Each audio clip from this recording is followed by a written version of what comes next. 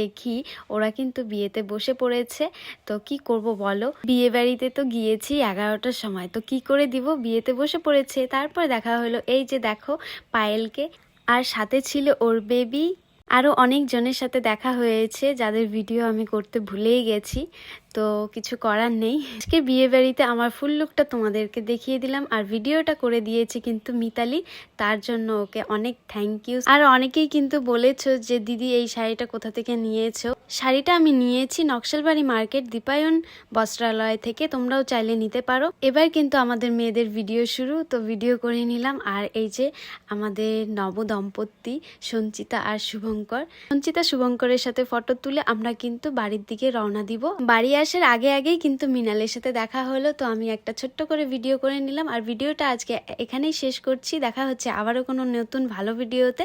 ততক্ষণ তোমরা ভালো থেকো, সুস্থ থেকো, সবাইকে টাটা।